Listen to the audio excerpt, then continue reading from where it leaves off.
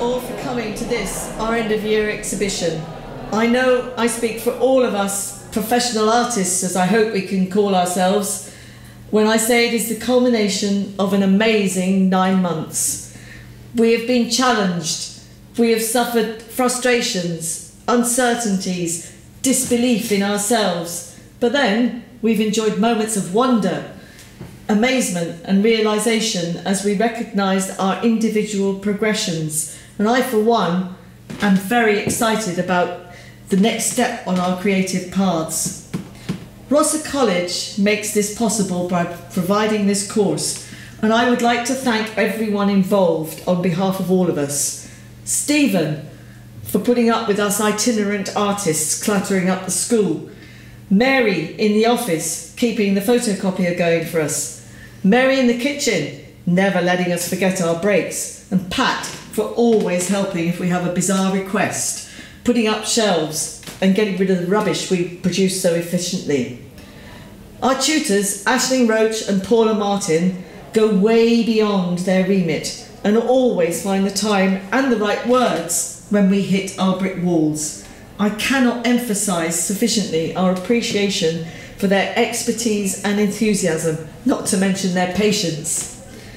Many people have helped us in putting on this exhibition. Donal O'Driscoll for the space, it makes an amazing gallery. Pim and Paul for lending us plinths, you can never have too many plinths. Gilles Dade for printing and graphic advice. And last but not least, Donna Carey for his advice and enthusiasm and encouragement, and to whom I now will hand over as he is our guest speaker and will open the exhibition.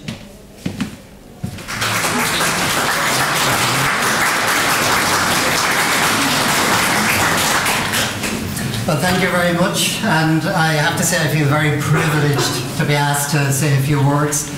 I'm not used to this, so bear with me if you would mind. When I started, now I'm a graduate of Sherkin Island. I graduated 2 years ago, and in my class there were 3 students who had actually done the Rossa course, the professional practice course. And you could see it in their work that they were so far ahead and so far advanced of a lot of the other students who had just joined on a whim and put portfolios together that summer. And that's the first I heard about Rossa. I left here in 1978. I only got back a few years ago, well, 6 years ago. So I hadn't heard about Rossa, and it was fascinating coming in here during the week and actually talking to the different students and kind of getting an appreciation for what this is. I suppose it's basically a foundation course for third level art. And they had some great ideas that I thought you could see as you look through the work here. You can actually see how the thinking kind of evolved over the year. And the way I'd put it is, I think as you get older, we have it's almost like a mold, like a jelly mold on your creativity, because you get used to, your creative mind would go in a particular direction and it evolves in that kind of direction. As an artist, without outside interference, you're going to go in a particular way and your art is going to develop in a single kind of linear structure. And what this does, I think, is kind of takes that mould off and basically plies around with the creative brain and allows you to look at things very differently. And there's one project, or one part of the course, that I'd like to touch on for the talk, and that is basically each student was asked to bring a piece in, anything. And in this situation, it kind of uncannily, the students brought in, some of the students brought in very similar items. And the idea with the item was that you would look at it and study it and draw it and evaluate it and kind of try and let the creative juices flow and look and see if you can kind of create something different and interesting. And you're kind of disciplined, you're forced to look at something until you're blue in the face with it, until you want to just kick it out of the way and just can't look at this damn thing anymore. And one of the things that Maddie brought in and Fiona brought in were skulls, and Jill brought a skull in as well, sheep's skull. And what's interesting is after kicking it and pulling it asunder and looking at it from all the different angles, they all came up with totally different takes on something that's very simple. Fiona went into the skull and kind of, she was really struggling, how can she look at this in a different way? And suddenly when she started the ceramics part of the course, you can actually see she was looking at the inside of the skull where there are all these things that you don't see in that polished, bleached skull that you would find in a field or whatever. But if you look underneath it, there's lots of weird little kind of indentations and little kind of pitting and things that happen within it. And that's what Fiona kind of got influenced by in her skull. Maddie went off on a different track. She was looking at the void of things left, which again in the skull, you're missing the brain and the void is left there. And her practice kind of throughout the year through the ceramics is looking at the voids that are left of things. So she began to put things into clay, burn it off, so that the pieces within the clay disappear. But the memory of it, or the pieces, are still there. And she has a fabulous piece, it's an artichoke. And she has asked people to be very careful with it because it's incredibly delicate. But it's a fabulous way of recording an artichoke. The thing is just, it's not there anymore. But it's all the little, what would you call them, the platelets or whatever little angles and things are all there. It's a beautiful piece, it's around the corner. Maddie's work is down on the side here. And Jill then took a totally different look at so she went for the horn. Sorry, Jill.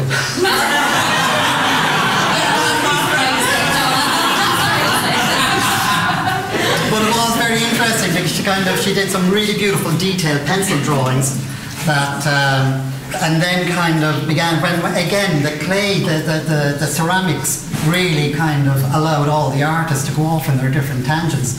And Jill has kind of modelled the horns, for want of a better word, but she has kind of looked at the pitting that's naturally in the horn, and she has kind of accentuated it, being influenced by it, and put it in a decorative way into her pieces.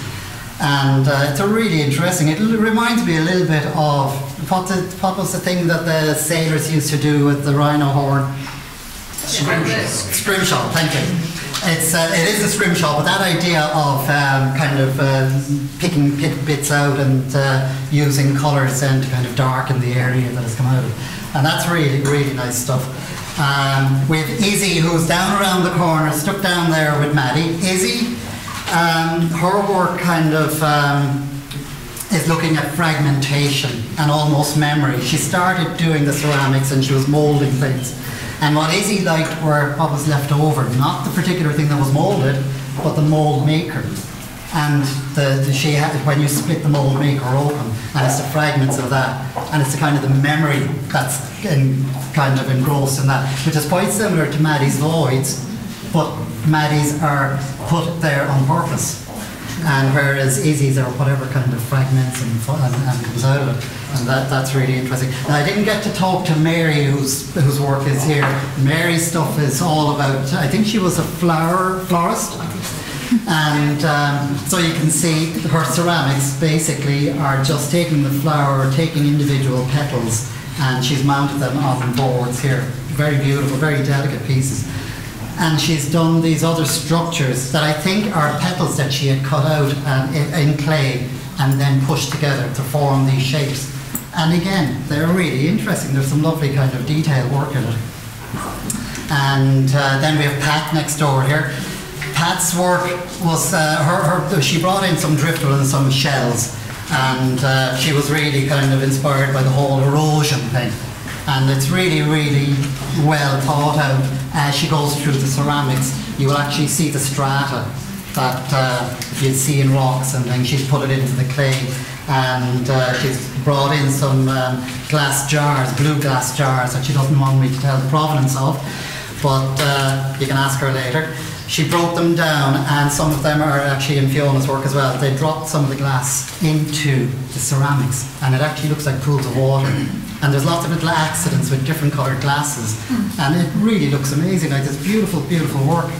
And Fiona's again used the glass in her pieces, so that in those kind of brain indentations, there's actually these lovely glazes in the bottom. And then she went on to do those fabulous little dark blue ceramic pieces. They're absolutely beautiful. But after Fiona said we come up here, it's Donal is here. And Donal's one is, Donal's piece was the Puma logo, and he was into sports. And I've never seen this before. This is really fascinating. He's taken the Puma and he's kind of worked with kind of the team colours, the county colours, the local colours, those sort of vibrant colours that you see in the movement on a football pitch. And Donal has put that into his work. And then when he got into his ceramics, I asked him, I presumed he had worked his ceramics off trophies, and he's kind of this very ergonomic sort of feeling trophies with the county colours or the footballing colours kind of hidden in them.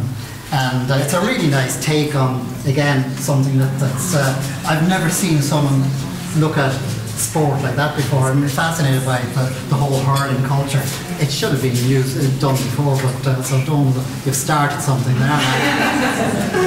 And now Savannah, I didn't get to talk to Savannah either, but I have to say her work speaks for itself. It's absolutely beautiful. I believe that she brought in leaves at the beginning, and her work is all concerned about leaves and nature, and they're beautifully delicate pieces, and those little jars in the window, or little vases in the window, are stunning. They're lovely pieces. And Connie, of course. Connie's kind of at the beginning of the course, you started with paper sculpture. And I think Connie really liked this and kind of stuck to paper and paper mache, and she had worked with feathers. She brought in feathers, and there's some prints on the wall that they look like x-rays. She took the feathers and used them and pressed the colour onto paper. And there's a lovely kind of, again, the memory feel of the feather. And she's done a hanging here that, because feather is the theme, and feather and flight, and I think she brought in claw as well, which I don't know where that came into it. But it's a lot about flight, and you can see it in the hanging piece in the doorway there, that the paper, she kind of she loved working with the paper. And then Julia, I know Julia's worked from before, and Julia's a painter, and she has done these stunning pieces. Again, she brought in, she brought in leaves as well. Sorry, I was going to say, well, she brought in, but she drifted off, and she started looking at memory and old things, and she started doing these wonderful ceramics. Again, the ceramics really gave her an opening for a painter to actually get their hands into ceramics. It changed the way they look at things. And she has got these keys. Have you seen the keys on the wall? They're absolutely beautiful. And she's kind of she got very concerned with the kind of the memory of things, and she looked for old metal objects, and she created them in clay and fired them. And she actually had an accident where something exploded and spilled out a load of white gear onto the clay, and it actually gave it a lovely age patina. And it's these accidents, and it happens in a lot of the works, the glass in Fiona's and Pat's work, where it kind of accidentally breaks or splits, actually creates something more interesting than what was intended. So I've been rambling on here now for a long time, so I think I'll bring it to a close. And with that, I think, listen, the work is fabulous. It's a celebration, and it's a tribute to two great shooters. I have to say, Aisling and Paula, well done. And I would like to declare level 6 Rossa College Exhibition 2014 well and truly open. Thank you.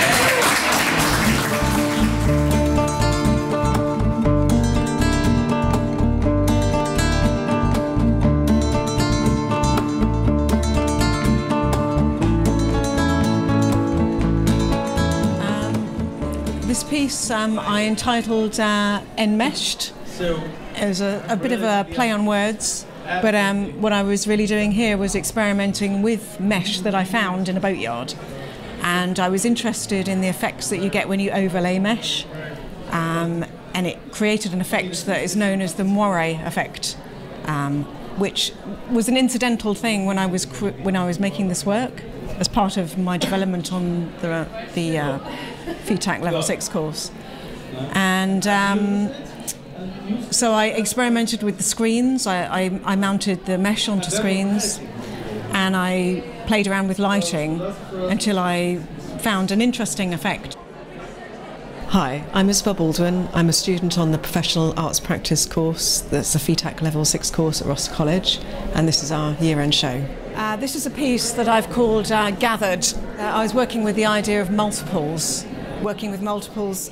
Here I've made plaster bandage casts of paper cups and plastic cups, and just kept repeating them, and to see what would happen when I put them together and uplit them. So just to create an effect of fragility. Really, it's about fragility, and with everyday objects as well that might even represent ourselves in a certain way.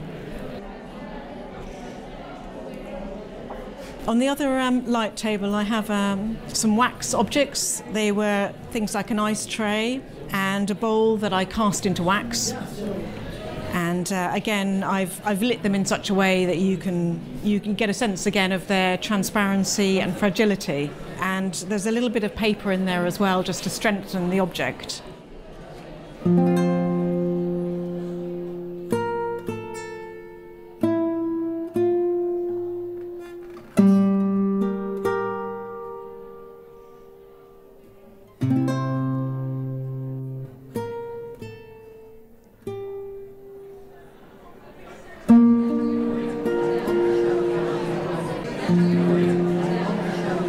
This piece is called Hanging Space, and it's been an evolution of my work.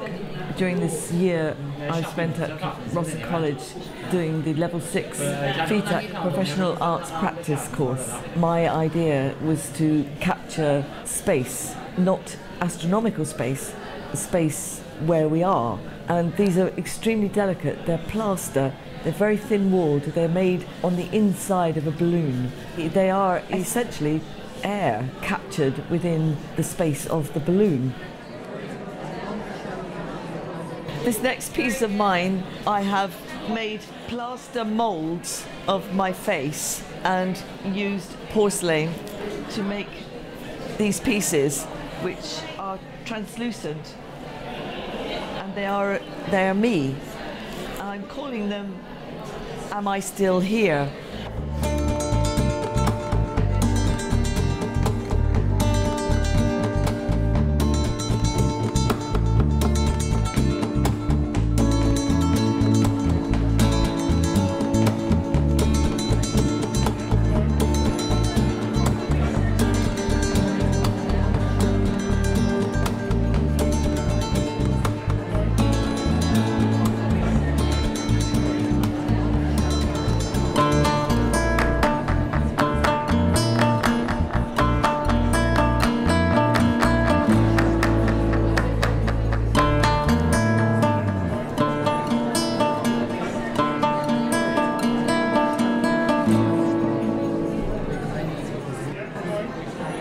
So this is what a piece I call the Big Fella, and he's made completely from masking tape, which was kind of fun because I was so interested in the texture and trying to make movement and something feeling really organic. So he's actually constructed from hundreds of thousands of little cones made from masking tape, stuck together and formed around an armature made for newspapers. I made quite a deep curve going on both sides, and then made some embroidery accents to go up around it. And again, it was just trying to have fun and make something that felt alive. Hi, my name is Jill Dinsdale, and this was the progression from the Big Fella. What I decided to do was take the techniques that I'd discovered while making him and turn it into a painting. And I'd been looking at a chap called Jason Taylor, who makes these fantastic sculptures, and he drops them into the ocean and coral forms around them. And I thought, oh, because he really had become something that felt a bit like coral. So I made the painting and experimented with a whole different ranges of gauges of tape, and cutting them in different ways, folding them in different ways, and just adding layers and layers and layers of colour, and tried to recreate the whole feeling of a coral reef.